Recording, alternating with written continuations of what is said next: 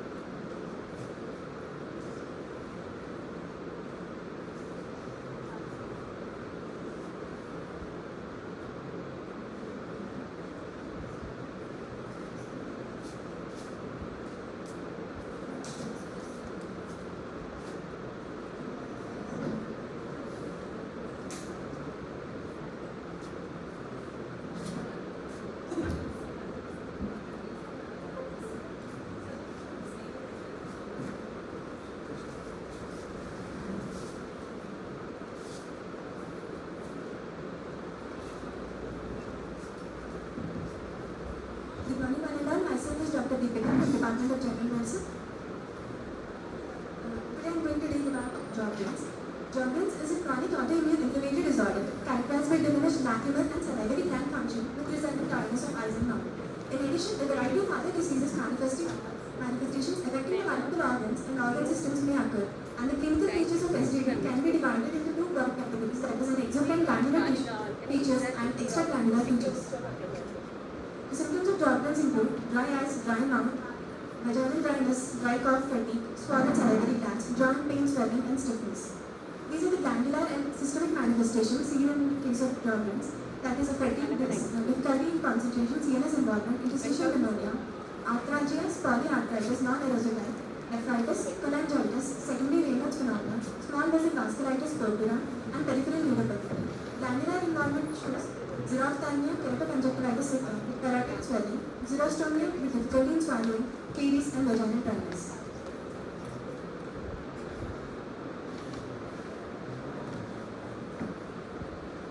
Pathophysiology of Sjogren's include whenever there is an microbial trigger such as a viral infection, the salivary gland epithelium, there is a release of innate immunity producing the interferons, which will detect the autoantibodies, autoantigens, and release type 1 interferon, which will activate the type 2, MHC type 2, which will interact with the T cells and release the antibody, which will interactivate the plasma cells, releasing the autoantibodies.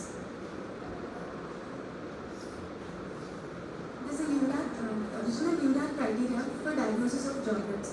Focal lymphocytic hidradenitis, more than or 1, with anti-SSA positivity score of 3, OSS more than 5 in at least one eye, sugar test less than 5 mm per 5 minutes in at least one eye, USW flow rate of less than 0.1 per minute, the score of 1. Nautical ULAR criteria, addition of ultrasound. Focal lymphocytic hidradenitis of more than 1, score of 3, anti-SSA is positive, score of 3, OSS of more than 5 in at least one eye, score of 1. Sugar test of less than 5 mm in at least one eye is a score of 1. UWS flow rate is less than 0.1 per minute is a score of 1. With average ST-US flow for hyperallergenic areas is greater than 1.5 is a score of 1. There is a primary and secondary Sjogren's. In primary Sjogren's, the predominant ocular and oral symptoms are seen with stronger B-cell hyperactivity, causing increased predominance, and it is also causing the increased predominance to lymphomas. It is having positive SSC or SSB. Secondary Sjogren's, ocular and oral symptoms are less predominant, and other antibodies can be seen, such as DSD, BSMET, even RNP, centromere, and RF factor positivity can be seen. This is a case 1. 40-year-old female who is a farmer by occupation presented with chief complaints of bilateral ear pains and upper limb pain, joint pain since 6 months. Past history include in 2020, the patient had developed the weakness of right lower limb and was diagnosed with hyperkalemia. In 2021, patient further developed paraparesis of lower limb secondary to hyperkalemia, which resolved after supplementation with potassium. In 2022, paraparesis intubated in view of respiratory paralysis. In 2023, patient developed dryness of mouth and gritty sensations of eyes and present. This time on the examination, the patient showed parotid swelling. Musculoskeletal examination revealed tenderness of the second interpharyngeal joint with the tendon and works positively. Investigations reveal urinary electrolytes of sodium of 550 to equivalents and potassium of 55.6, which is increased, and the other investigations are normal. X-ray showed non-erosive arthritis. Radial biopsy was done as we suspected the jaundice in this case, with a histopathology report showing lymphocytic infiltration of the minor salivary glands. HMB stage section showed the presence of multiple lobules with minor salivary gland tissue consisting of normal appearing mucus acini with intralobular and interlobular ducts. The salivary gland tissue also showed presence of multiple foci of more than or equal to 5 lymphocytic infiltrates. These features are suggestive of Sjogren's syndrome. So the patient is diagnosed to have primary Sjogren's syndrome with extragranular manifestation, that is a spondyloarthropathy, with hypokalemic periodic paralysis secondary to distal renal tubular acidosis. Review of literature showed the hypokalemia may occur because of the urinary concentration and potassium conservation also tend to be impaired. Severe hypokalemia causing paralysis as the first presentation of distal angina secondary to Sjogren's is a rare occurrence. It is reported as 4.3 to 9% of the primary Sjogren's patient in most middle-aged women, and 2/3 of them will develop symptoms. Hypokalemic paralysis is seen in several percent of the patients with Sjogren's syndrome. This is a case 2. 45-year-old female who is a tailor can with complaints of fever on and off associated with generalized body pains and loss of appetite for 3 months with a history of fever, facial rash for past 15 days. Her past history included 15 years back, joint pains initially started in the lower limbs, gradually progressive, and then she also had a gradually progressive painless diminution of vision for which she stopped working. 10 years back, fleeting type of joint pains are present along with morning stiffness and with joint swelling. They showed the outside iron factor was positive and was on iron medication. 10 days back, fever with erythematous rash with lower limb cellulitis. Dryness of eyes and mouth is also seen. Ophthalmology opinion showed bilateral optic atrophy.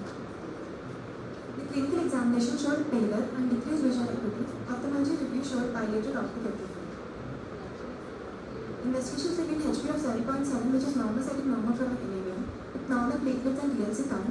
RA done now was negative. AMA profile was done as a suspected autoimmune condition in this patient, which showed anti-SSA and anti-SSB positive. Diagnosis: Sjogren's syndrome and anemia secondary to chronic inflammatory disease with left lower limb cellulitis with bilateral optic atrophy secondary to Sjogren's syndrome. The incidence of Sjogren's related optic neuritis varies from 5.8 to 6.3% among the noted cases of optic neuritis. Optic nerve atrophy may be the initial manifestation of Sjogren's syndrome. Therefore, optic neuropathy associated with Sjogren's syndrome remains a diagnostic challenge. In these cases, specific autoantibodies such as anti-Rho and anti-LAM facilitate early diagnosis and can prevent vision-threatening complications. This is the latest UDAC guidelines for management of Sjogren's. For dry mouth, start when the patient is having mild symptoms, non-pharmacological stimulation such as candies can be given or chewing gums can be given. Moderate, pilocarpine, cevimeline, bromhexidine and acetylcysteine. In cases of severe dryness, salivary substitution can be done.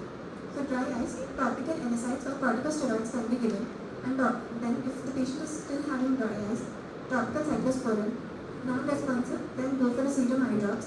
If it is further non-responsive, oral muscarinic agonists can be given. ESSDA, UDAC Sjogren's Syndrome Disease Activity Index. It is now used as a gold standard to measure the disease activity in clinical studies and as an outcome measure. It includes 12 domains such as cutaneous, respiratory, renal, articular, muscular, peripheral nervous system, central nervous system, hematological, glandular, constitutional, lymphadenopathic, and biological. For a systemic disease, glucocorticoids of a minimum dose until the active disease is controlled has to be given. Pulse therapy followed by maintenance dose of less than 0.5 mg per kg per dose has to be given. Immunosuppressive agents such as leflunomide, methotrexate, mycophenolate mofetil, azathioprine, cyclophosphamide can be used. For B-cell therapies, rituximab, eflapegrimab, belimumab can be given in case of a severe or refractory disease. Thank you.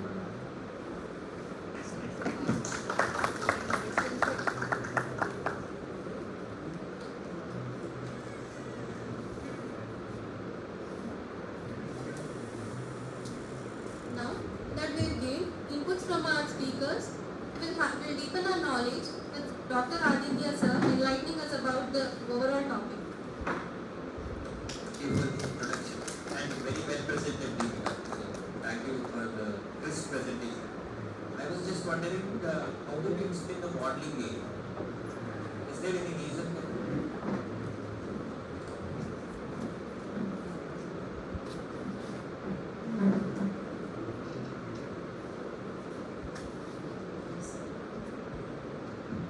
She's having pain in the hips also, sir, which could be because of This question comes because one of the portfolios of your same patient was done by, I think, an intern or and I think even Pradeep Medical. So, why this is relevant is you diagnose the hypokalemia due to renal tubular acidosis. So, what would you think of when someone has waddling gait? Would you think of vitamin D deficiency? Is it possible that vitamin D deficiency can cause a waddling gait? Yeah, so can renal tubular acidosis cause renal rickets? Yes, sir. Yeah, so is it more likely with distal RTA or proximal RTA? So the urinary calcium is also elevated, sir. Okay, so what would that tell us? How much is the calcium in the liver?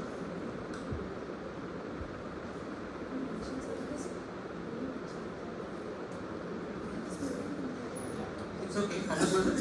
More than 230. More than 200. So, the commonest cause of proximal RTA in adults is distal RTA over a long duration. In children, I think we have Suresh sir anyway, he is the expert on that. But in adults, chronic distal RTA is the commonest precipitant of proximal RTA, which is called type 3. Type 1 is distal, type 2 is proximal, type 3 is a mix of both. So I was thinking, the waddling gait is likely due to new onset, because she's been having hypokalemic paralysis since 2020. 19, 20? Yeah, 20. So it has progressed for quite a while because she was incubated in 22 for the same problem. So 2 years, it's quite a long time. But it progressed perhaps to proximal RTA now. And your management strategy will differ now because you have to give in a higher proportion of bicarbonate. The only few indications for bicarbonate is renal tubular acidosis. So, did we consider bicarbonate therapy? Initially, we gave it from a tablet supplementation, sir. Okay. Yeah, so that is, in fact, in Pradeep's blog, she's concerned about permanent deformity. And there is a strong possibility that she may have permanent deformities because of renal rickets, unless you treat it. So possibly she will require vitamin D3 supplementation and some calcium supplementation. I don't know the efficacy, but to at least palliate proximal RTA. And you said anemia due to chronic disease. What do you think is the commonest cause of autoimmune anemia? Generally in the world, is it in the background of Sjogren's syndrome? I would think an anemia is more likely due to pernicious anemia rather than anemia of chronic disease. So, in that case, your management strategy would differ. You would give B12 injections. So, probably framing the problem is what? Will it still be homicidal pneumothorax, sir? I think Maxwell Winthrop, the original guy who discovered this microcytic, normocytic, he discovered it in 1852. 150 years old schema we are using. So it can be if it's a stage of progression. So if it's multiple causes of anemia, such as iron deficiency, such as B12 or chronic inflammation, your smear may not give you the best answer. Okay, and the cost of B12 is pretty low. And thing is, it can be treated. Anemia of chronic disease is like just treat the underlying inflammation. Right? So, had it been isolated B12, I would expect microcytic. Isolated iron deficiency, microcytic. Mixed, it's a point also. So, sir, any inputs? Yeah, I think there's a lot of interesting inputs coming from you there. And I have my own medical cognition story to share here. Now, for those who have come late, I just briefly like to tell that medical cognition is just the integration of medical education with practice. And the story which made me nostalgic about this patient was last year around this time, a little bit later, when Dr. Shushmita sitting here, her batchmates were taking the 2018 university exam. And Dr. Ravi, our senior resident, was there helping out. I'm forgetting who else were there. So, actually, he was not a senior resident, he was a junior resident at that time. But he was there helping out, and suddenly he said, Madam, the external examiner is saying, no Sjogren's syndrome for the UGs. You cannot keep that patient. So, obviously, my medical cognition, what should I say, demons arose, and I said, see, this is not a patient of Sjogren's. The diagnosis is wrong. And you should look at the patient. So, unfortunately, Deepika forgot to show the video. This patient has been amply, recorded video by many 2018 batches, because that's the advantage of having a university exam. You will do it for your life. So we have a lot of records, and most of the time, and because at that time it was mostly online, all cases were being presented online. Most of the time went by showing that video again and again in a loop. So I told her, see, look at this patient. What is Sjogren's about her? Look at this waddling gait. This is what we are supposed to, teach a primary care physician. A primary care physician should not say that, oh my God, I don't know what you are. You come to me with waddling gait, but I don't know. I mean, I thought you were Sjogren's. So it's like that. So this is something which we have to tackle in medical education on a broad footing. I call it guerrilla medical education, which I was rehearsing yesterday with these interns again, and 2 to 4 I'll have to be excused for not being here. I'll be at the bedside and I'll be doing that. Bedside medical cognition we call it. But yes, the session here will continue. So yeah, so that's it. I mean, we have to look at it not as Sjogren's or anything else. Like the next patient was also Sjogren's. And of course, the horror story has not been told about the second patient, where I was horrified to see her once coming to the OPD and getting introduced as Sjogren's, and nobody, of course, wanted to introduce her as a Cushing syndrome. Sjogren's syndrome was good. Cushing syndrome was bad because we only caused the Cushing syndrome. So she had some syndrome, we gave her another one because of her treatment and no follow-up. Something which Carmen was asking today, what was the community indicator and all that. So we are not there yet, but we have made a small beginning. So yeah, I didn't want to talk anything about the patient per se, but antecedent things. But yeah, if there are any specific questions about the patient, we could talk about, and in fact we wanted to. In fact, one of our agenda was to talk about why these antibodies, ELISA mediated, causing SS positivity, causing our residents to think it is Sjogren's syndrome. Because that's very simple cognition. Patient comes to you with something, antibody SS is positive, Sjogren's syndrome. That's it. Simple. This patient already received a biopsy, right? No, not the one. Case 1. Case 2 I'm talking. Yeah. Case 2 was the one who became Sjogren's because the ELISA ANA SS positivity, and then she became Cushing's. Why did patient 1 get a biopsy and patient 2 not get a biopsy? That's a very good question. One patient had Perrodin's whether with severe complaints of dryness on outside, the other one did not have any. That is the uniqueness of the disease. So, your reason for not getting a biopsy is there was no swelling.